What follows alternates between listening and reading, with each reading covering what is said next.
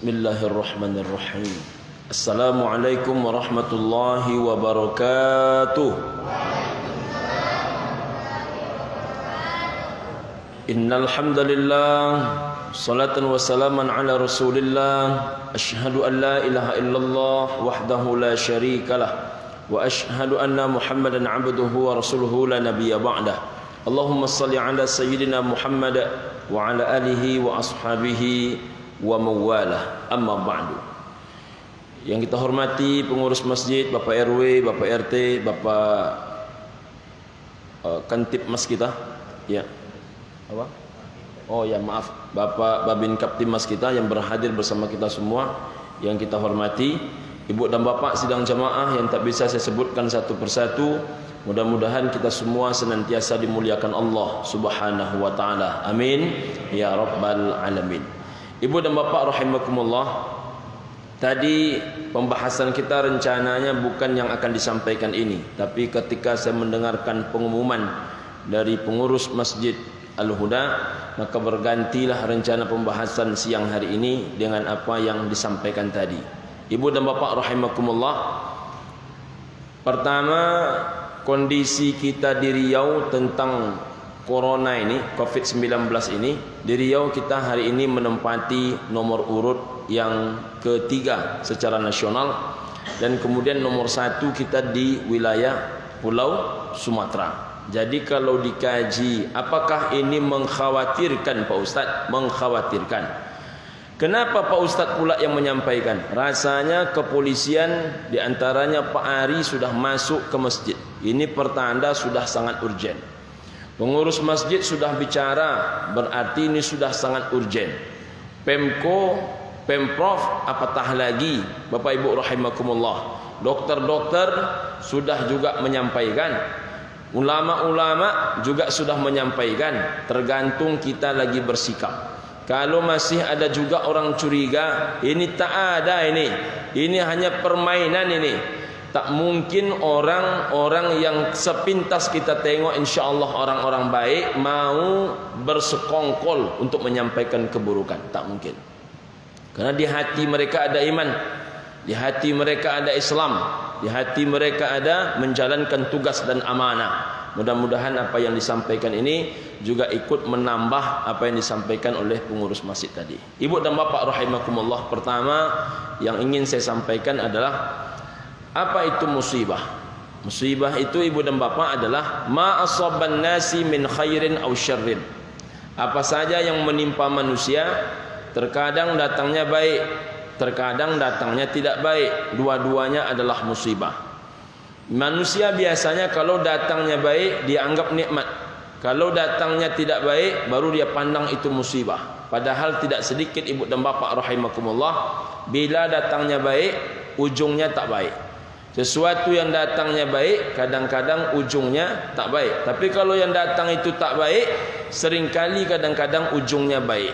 Apa contohnya? Yang datangnya baik tapi ujungnya tak baik. Kekayaan. Sa'labah dulu waktu masih miskin, Ibu dan Bapak rahimakumullah, tak pernah lalai beribadah.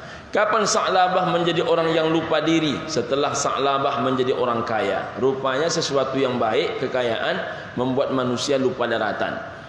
Apa contohnya sesuatu yang tak baik tapi bisa menjadi baik? Contohnya sakit. Sakitnya siapa? Sakitnya Nabi Ayub alaihissalam. Nabi Ayub itu sakitnya paling tidak 7 tahun. Ibu dan Bapak rahimakumullah. Inilah penyakit paling aneh sedunia ini.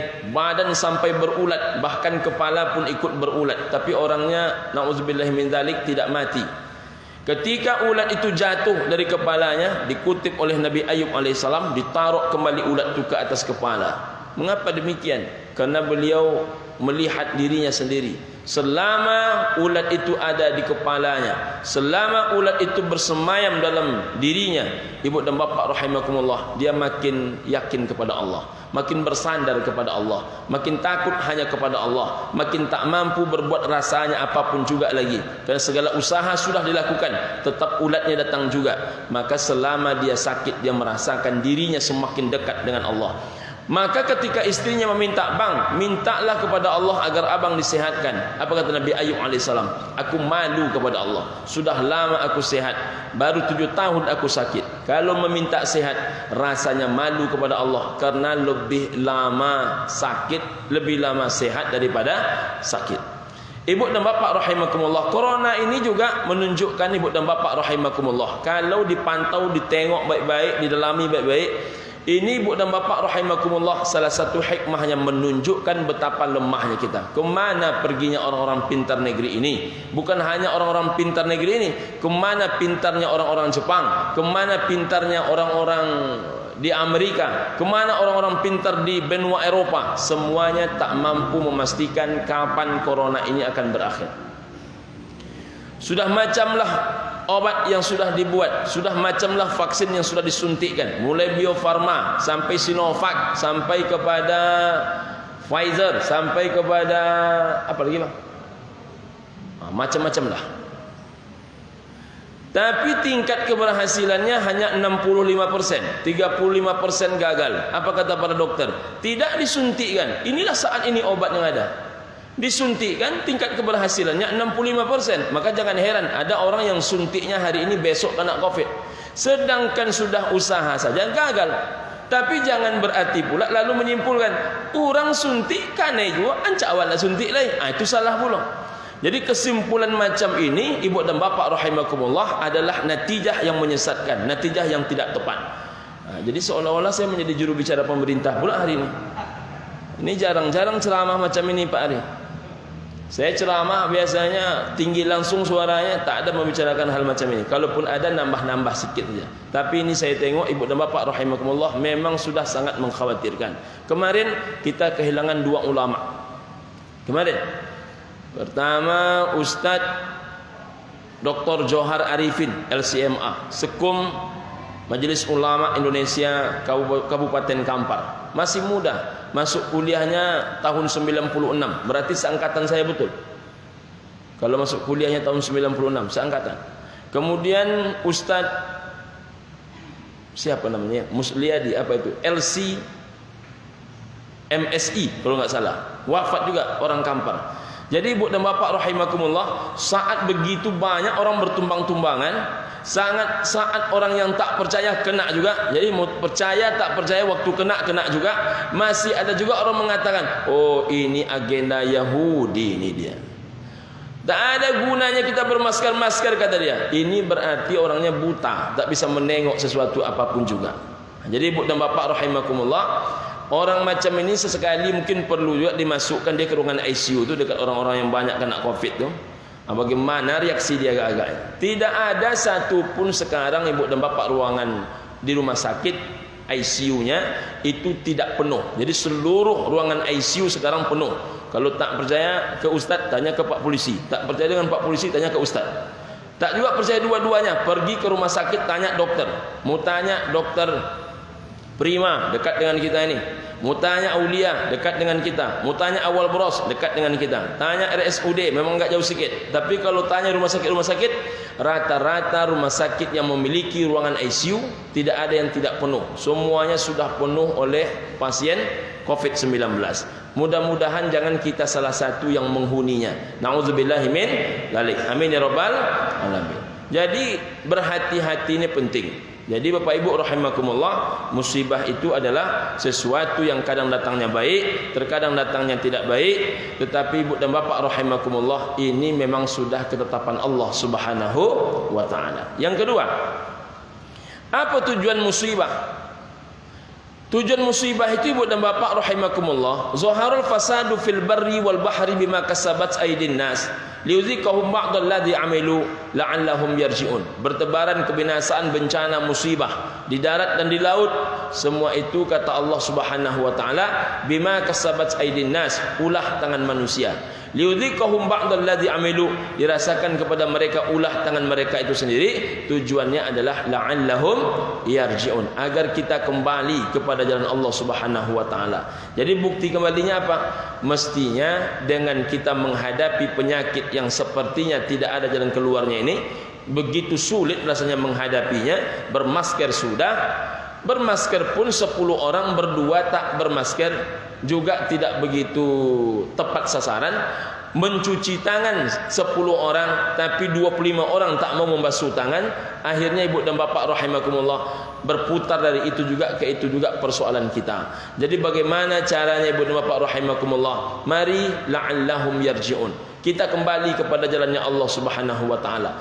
Semua cara menyelesaikan masalah hari ini ibu dan bapak rahimakumullah, menurut para dokter di Perdatin, Persatuan Dokter Anestesi Provinsi Riau, 3M itulah yang paling tepat. Menggunakan masker, membasuh tangan, usahakan sebersih-bersihnya. Yang ketiga adalah menjaga jarak. Bukan berarti kita menjaga jarak tidak menjaga aturan Allah, jaga aturan Allah, tapi kemudian bila aturan itu untuk menyelamatkan jiwa, itu juga wajib dipatuhi.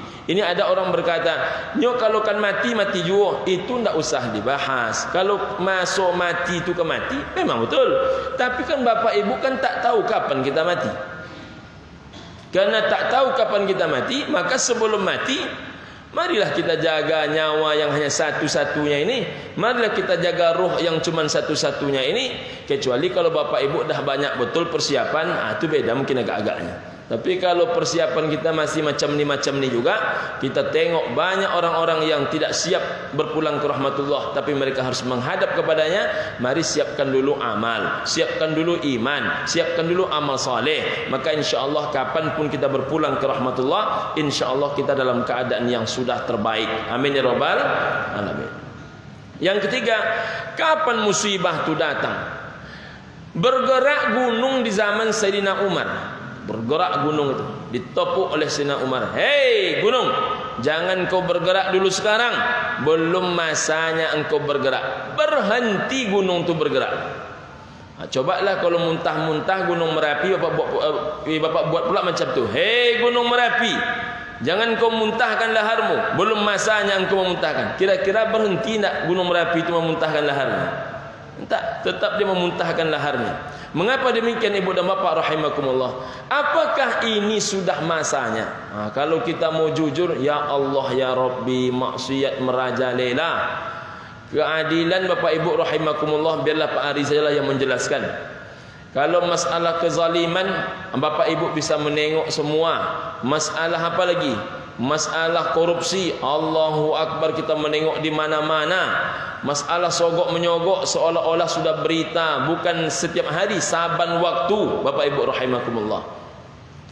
Kalau rasa malu sudah tercabut, maka memang musibah akan datang.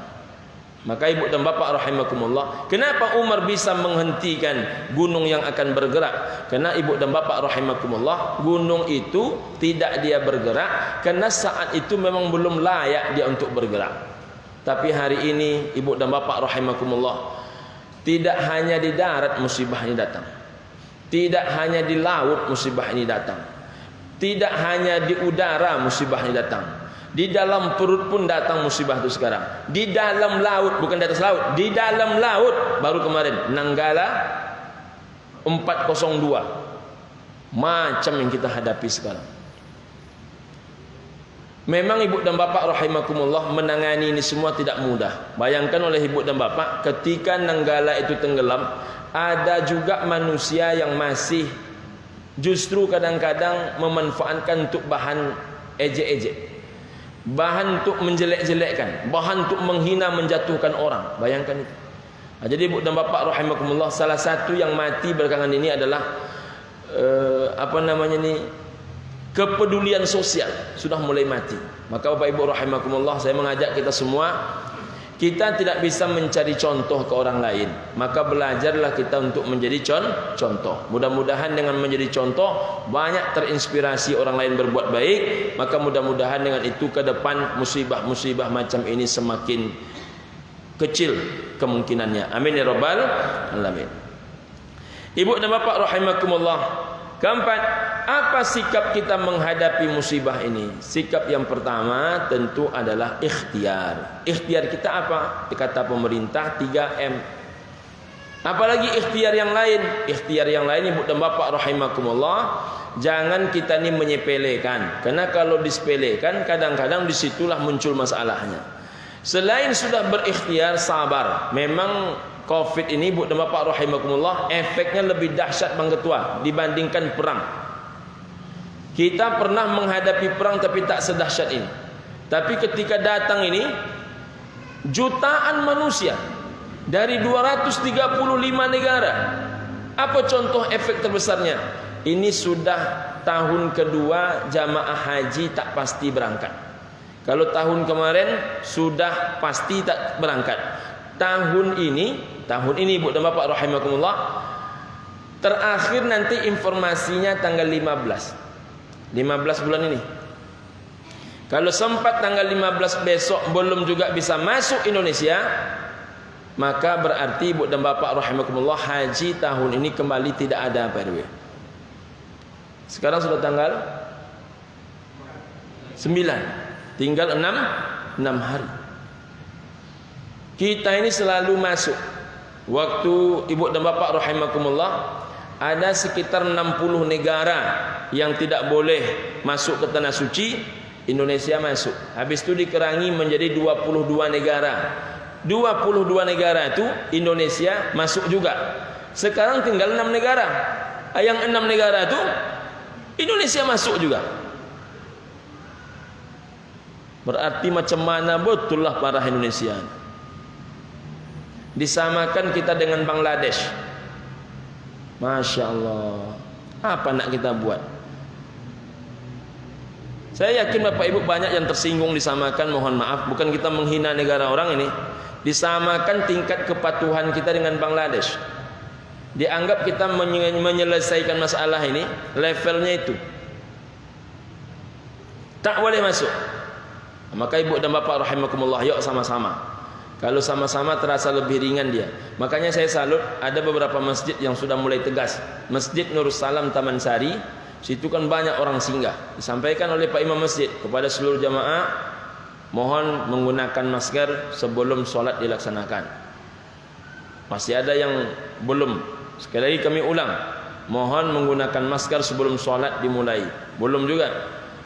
Diulangi terus sampai orang itu mencari masker. Terkadang itu penting, ibu dan bapak rahimakumullah. Karena persoalan ini paling tidak, kalaupun dia tidak percaya, cukuplah dia tidak percaya pribadi, tapi dia membuat kita yang lain menjadi tenang. Karena memang tak nampak lagi apa yang mau dibuat. Kalau obatnya bodrek, tinggal beli kita kan. Ini obat tak nampak. Ibu dan bapak rahimakumullah, yang ketiga tawakal. Tawakal yang paling penting salah satunya adalah berpasrah diri dan berdoa. Makanya mintalah kepada Allah, ya Allah, cabutlah malapetaka ini, cabutlah mara bahaya ini, cabutlah penyakit corona ini. Mudah-mudahan dengan demikian ibu dan bapak rahimakumullah, Allah cabut penyakit ini dan jauh kita dari segala penyakit corona ini. Amin ya rabbal alamin. Terakhir, ibu dan bapak rahimakumullah, ini saya tidak menembak siapapun juga. Ada orang yang kadang-kadang tidak mau patuh karena dia kecewa dengan pemerintah. Misal kalimatnya, ibu dan bapak rahimakumullah, si anu saja Pak Ustaz, enak-enak saja membuat acara, tapi kalau kita membuat acara baru masalah. Nah, ini kan kalimat. Ada lagi yang berkata, kalau di dia yang melanggar tak ada masalah, kalau yang ini melanggar baru masalah. Maka ibu dan bapak rahimakumullah, kekecewaan ibu dan bapak mungkin juga menjadi kekecewaan sebagian besar orang hari ini terhadap orang-orang tertentu. Tapi saya yakin pemerintah itu kan tidak semuanya yang sempurna, tentu ada kurangnya. Tapi ingat, tidak semua mereka yang tidak benar, banyak juga yang sudah benar. Bapak ibu rahimakumullah, maka mencontohlah kepada yang baik, jangan mencontoh kepada yang tidak baik. Kalau ada yang tidak baik, itulah yang akan dia pertanggungjawabkan di hadapan Allah. Kalau yang baik kita contoh, ibu dan bapak rahimakumullah. Maka saya, ibu dan bapak rahimakumullah, terhadap apapun nama pembatasan ini, menghimbau seluruh masyarakat, menghimbau seluruh jamaah, mari kita patuhi semampu kita. Mari kita patuhi.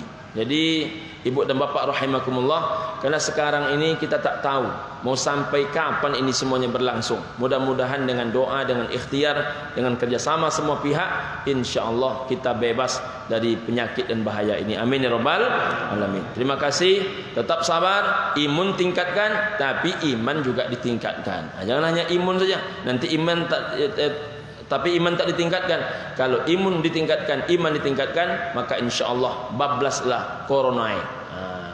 Segala penyakit corona ini akan bablas adanya. Amin ya rabbal alamin.